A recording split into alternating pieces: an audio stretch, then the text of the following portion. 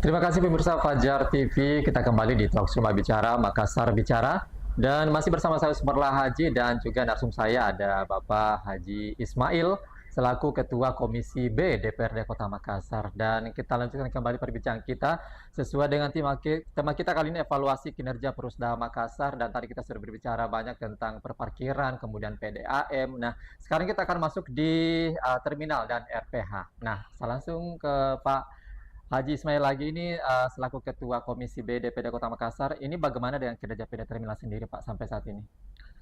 Setelah kita melakukan monep triwulan pertama ini, Iya.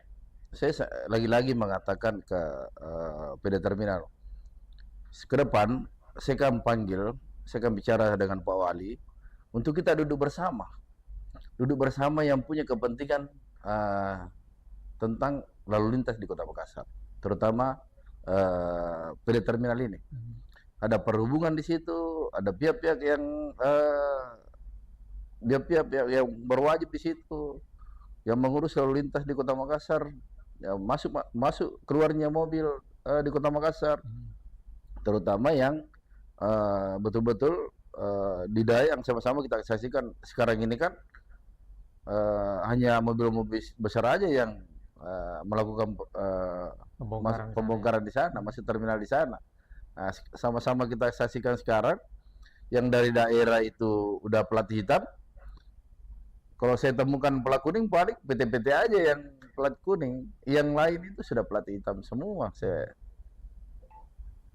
Ini bagaimana dengan kinerja DPRD sendiri untuk bisa membangkitkan kembali terminal ini, Pak? Karena kalau dipikir ini sangat memprihatinkan seperti itu, Pak. Karena itu yang PD Terminal Daya itu luar biasa luasnya seperti itu, Pak. Tapi kalau kita lihat itu tidak ada, seolah-olah tidak ada fungsinya seperti itu, Pak. Gimana ini, Pak?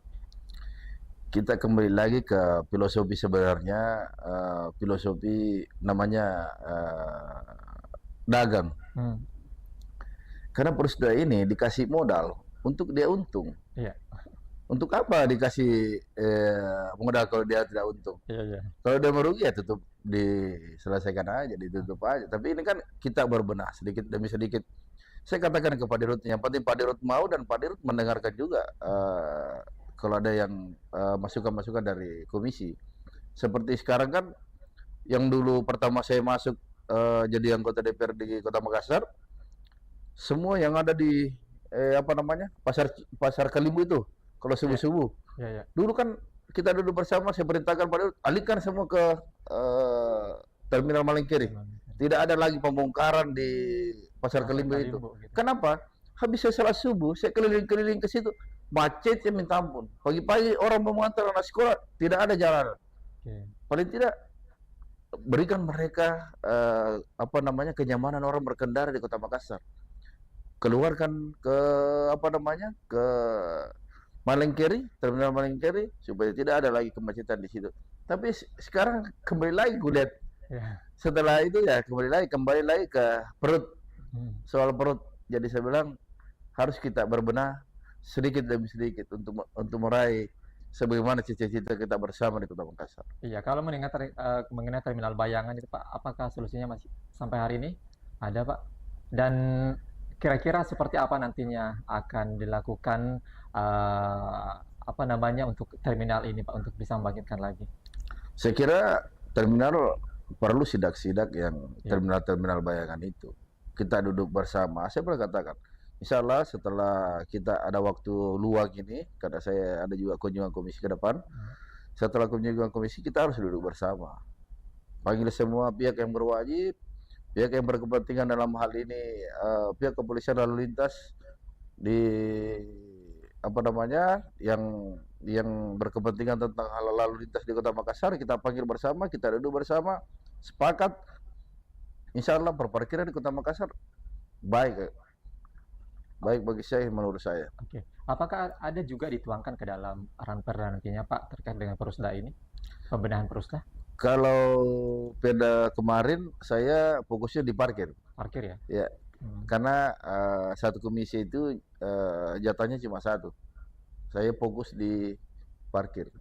Oke, gitu Pak ya. Iya. Kalau untuk terminal sendiri, pada terminal sendiri, apa hingga hari ini pemerintah bagaimana sumbangsi pemerintah terhadap pemasukan daripada terminal PD Park terminal sendiri seperti itu Pak, PAD gitu. Kalau kita Apakah masih berbicara, ada atau sudah tidak gitu tapi Pak? kan udah termasuk Ya, juga PD Terminal bekerja kalau ya. menurut saya. Hmm. Cuma adanya banyak tunggakan, kemudian banyaknya biaya operasional. Kita sama-sama saksikan kan, kalau saya lihat apa namanya, dari kita melihat ke belakang, Hmm. PD Terminal itu tidak pernah menyetor, bahkan merugi. Iya. Tapi Oke. alhamdulillah, setelah kita masuk, saya sudah ketemu di rootnya dengan beberapa direksi. Yang waktu pertama saya 1 minggu saya sudah dilantik. Hmm. Saya turun bersama teman-teman Komisi B. Saya tidak mau ada lagi merugi di sini. Saya mau lihat keuntungan, karena kami nih pengusaha, tahu kalau pengusaha ada modal, ada untung di situ. Pasti ada margin di situ. Kalau tidak ada margin, untuk apa jadi diselamatkan, diselesaikan aja. Oke. Apakah ada ketegasan Pak terkait dengan adanya terminal bayangan itu Pak? Ataukah mungkin ada dari pihak pemerintah dan juga dari pihak legislatif untuk bisa sama-sama melakukan solusi terhadap terminal Dayak misalnya seperti itu Pak? Apalagi di sana itu paling apa ya bisa dibilang paling Besar ya. besar dan luas gitu Pak. Apakah tidak sia-sia gitu Pak tempatnya di situ? Gimana itu Pak? Makanya dengan saya tahu sekali beliau dengan Iya, terpilihnya Wali Kota Makassar Pak Munapri, iya. itu juga ketua umum saya di Golkar. Hmm, eh, kita tahu persis bagaimana beliau berinovasi. hmm, Saya tahu persis yang ada di pikirannya beliau itu. oke. Dia betul-betul punya inovasi. Hmm, Jadi saya katakan ke depan, setelah beliau selesai masa orientasi di pemerintah kota ini kan beliau masih tahap orientasi. iya, Saya lihat dia menikmati sebagai wali kota Makassar, dan mata telinganya dia mau tertuju pada Porusda dan OPD yang ada. oke. Karena kita harus duduk bersama bagaimana menyikapi PD Terminal ini. Di terminal itu sangat luas Pak, Iya, sangat besar. iya. Dan ini dulu kita kembali dulu ke masing-masing aset-aset pemerintah kota. Kita lihat dulu, misalnya dulu ada 10 hektar, sekarang tinggal 8 hektar, tinggal 7 hektar. Ya, yang ada ini kita selamatkan bersama, bikinkan alas haknya, bikinkan sertifikatnya. Saya kira panggil bagian hukum, pemerintah kota harus tegas tentang hal ini di Kota Makassar. Oke. Oke. Oke, kita sudah berbicara tentang beberapa Porusda ya, termasuk tadi baru saja kita terminal seperti itu Pak. Kita ke RPH lagi Pak.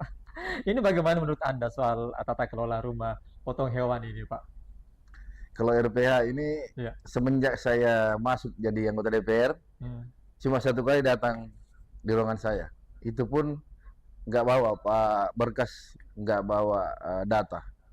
Apa yang kita mau monet? Nah, setelah saya berbicara, ternyata sebelum saya dilantik jadi anggota DPR, memang udah direksinya udah mundur satu-satu. Hmm. Kemudian udah pegawai-pegawai di situ udah nggak ada menurut dia. Tapi kemarin setelah kami tahu sidak ada monet dengan DP2, Dinas Pertanian dan Perikanan, ternyata Dinas Perikanan ini yang mengetahui tentang masuknya hewan-hewan yang masuk di Kota Makassar. Kemudian dipotong di RPH. Iya. Oh, kemarin setelah itu, kalau begitu kita turun bersama melihat apakah ini RPH masih layak atau sudah bisa ditutup oleh pemerintah kota. Oke, apakah memang tidak ada lagi pembenahan sendiri Pak atau bagaimana atau memang perlu ditutup seperti itu? Soalnya di sana yang jadi masalah, informasi juga yang masuk ke Komisi B, banyaknya pemotongan liar, Hmm. bukan lagi di dalam lingkungan RPH-nya. Katanya ada juga penjualan abonnya seperti apa, penjualan yang lain-lain. Tapi kan aktivitasnya RPH itu habis sholat subuh. Bahkan jam 4 di sana udah beraktivitas. Makanya kemarin waktu kita ada panggil Monep triwulan pertama ini kan nggak datang. Apa yang mau di Monep?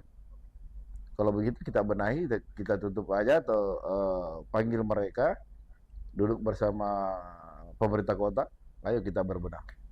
Oke. Jadi tetap ini dipertahankan begitu Pak ya? Kalau saya tidak ada lagi Tidak ada dipertahankan, dipertahankan. serahkan aja ke. Sebenarnya kendala utamanya apa sih Pak terkait dengan RPH ini? Ya itu tadi, bahwasanya hukum kita di usaha itu kan ada modal, ada untung. Ada modal, pasti ada margin di situ. Kalau tidak ada margin kan rugi. Kalau rugi kan, masa kita mau merugi terus? Berarti menjadi beban dong buat pemerintah kota. Kalau itu tutup aja kalau menjadi beban. Tapi kalau masih ada solusi yang baik, kita perbaiki sama-sama, ayo kita mulai. Oke, begitu Pak ya. Jadi perlu ada ini ya, kalau misalnya tidak difungsikan lagi ya sudah ditutup aja Tutup mungkin aja. begitu ya Pak ya. Karena sampai hari ini kalau pendapatan PAD RPH sendiri apakah sampai hari ini ada atau sudah tidak ada sama sekali Pak? Tidak ada sama sekali. Bahkan saya dengar juga karena ada orang saya suruh ke sana dengar tentang RPH ini udah biar gaji pegawainya juga tertunggak.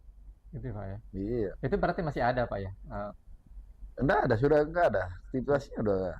Jadi susunan strukturnya sendiri sana Pak Udah sudah tidak? enggak ada di rootnya aja, cuma di root aja itu pun juga saya dengar mengundurkan diri.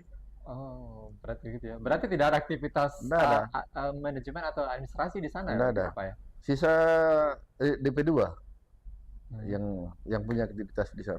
Oke, apakah mungkin ada pengganti daripada RPH sendiri, Pak? Berubah nama kah? Atau mungkin dari RPH itu bisa difungsikan terkait dengan pemotongan hewan gitu, Pak? Ini mungkin kita duduk bersama dulu Iya, karena ini kan Pak Wali masih tahap orientasi juga. iya. Ini mungkin di Komisi B juga akan selesai kunjungan komisi. Saya rencana jadwal Pak Wali kita ketemu sesudah kita kunjungan komisi. Hmm. Ada audiens minta waktu untuk audiens Komisi B dengan Pak Wali. Dari sinilah kita utarakan semua unek-unek ini. Iya. Setelah kita triwulan pertama, semua Prusda yang ada di Kota Makassar, yang 6 Prusda ini kita keluarkan unek-unek semua. Jadi saya bilang sama teman-teman di Komisi B, kita akan audiens setelah kita kunjungan komisi dari Jakarta. Insya Allah minggu depan. Oke. Sebenarnya sudah berapa tahun ini, Pak, sebenarnya RPH ini tidak dikelola dengan baik ataupun pendapatan asli daerahnya tidak ada yang masuk ke Kota Makassar gitu. Eh, Sejak kapan sebenarnya, Pak? Apakah sudah lama atau mungkin baru setahun kah atau gimana itu, Pak? Ini barang sebelum setelah saya masuk kurang lebih 1 tahun kita jadi sudah dilantik, memang sudah tidak baik, sudah Sudah tidak ada tidak aktivitas sebenarnya. Tapi setelah kita monet, enggak ada apa yang mau di monitoring di situ. Enggak ada data, enggak ada pegawai. Apa yang mau di monitoring? atau mungkin hewannya aja di sana, Pak ya. Oke.